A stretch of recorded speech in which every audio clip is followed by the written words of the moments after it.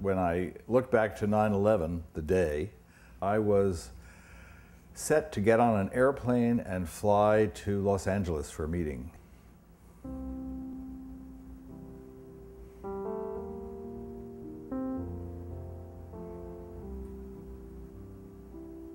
On the Sunday following the tragedy, there was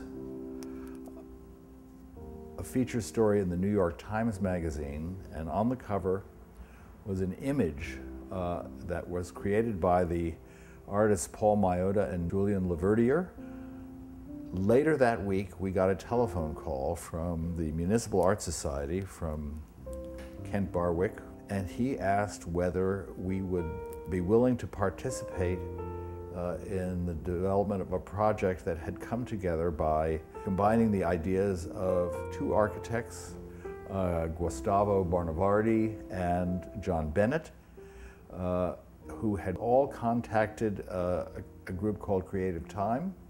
Richard Nash Gould, another architect, had separately approached the Municipal Art Society, and it was decided that they would manage the development of this project of a light tribute. We then agreed, of course, to do this project, and we sat in the office and very collectively and very quickly imagined what we might do to produce the reality that was conceived of as an artistic vision.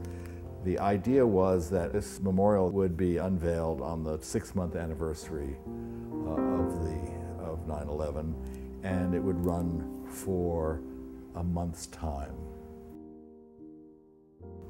Well, the architects in the group all agreed that there should be 2 columns of light. Everyone knew that.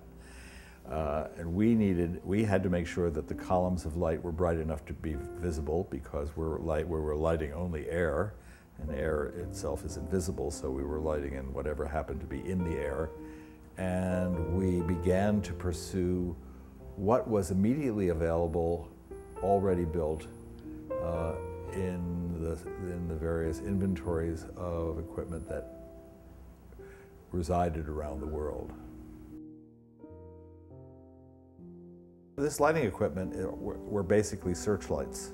7,000 watt xenon searchlights were the largest light we could find, and there was an inventory of them in Las Vegas, and so we agreed to do the mock-up in Las Vegas where the equipment was. And so one of our staff flew out to Las Vegas, and out in the parking lot of the rental company, we did this mock-up, and he was able to adjust the relationship of a number of these searchlights so we could confirm that our initial idea of the plan would work.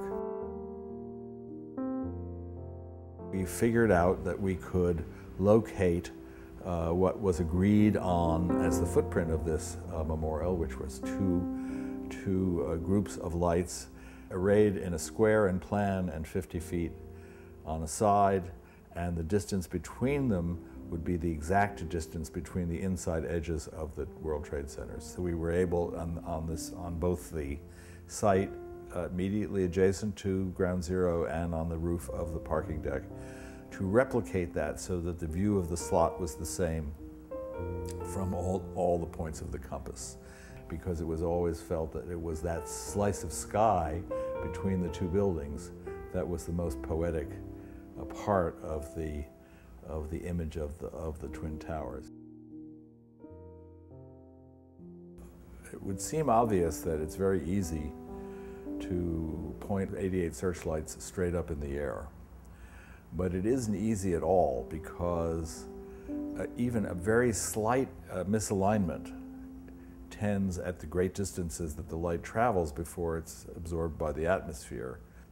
And so we had to find ways to take something that's invisible and intangible and get it to be perfectly aligned. The first thing we did was we stationed people at various distances and all the points of the compass, because we knew we couldn't align it from the platform. We had to do it from a distance. So we had people in New Jersey on the shore communicating by radio. We had people in Brooklyn. We had people further out on the east side and people to the north.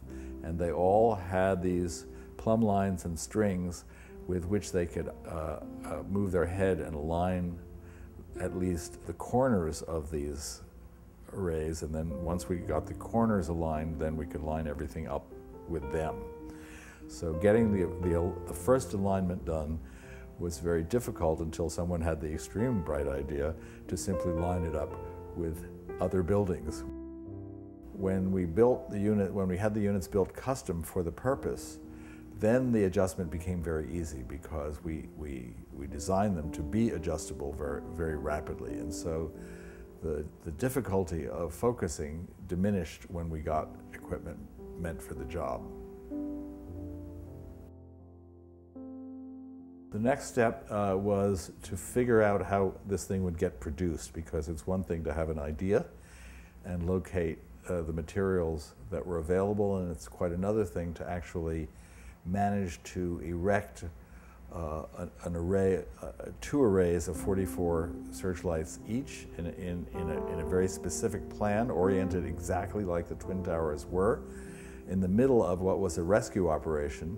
And so it was recommended that we ask Michael Ahern to undertake this. He agreed, and so we turned over the production to him.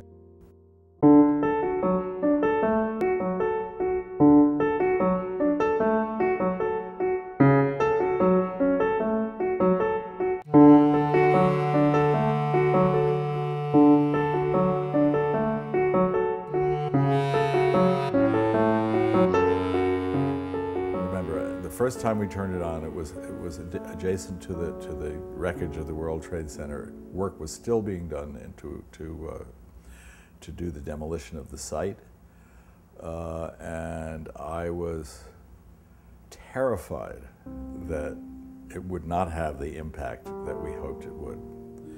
And we turned the light on before it grew dark. The idea was that the light would appear in the dusk and grow brighter as night fell. And so I think I was almost in tears when we finally saw what was happening, because it was extremely powerful and it was mesmerizing.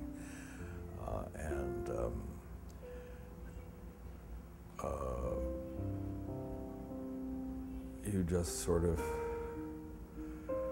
I let go of all the anxiety that had preceded it for 6 months while we put this thing together.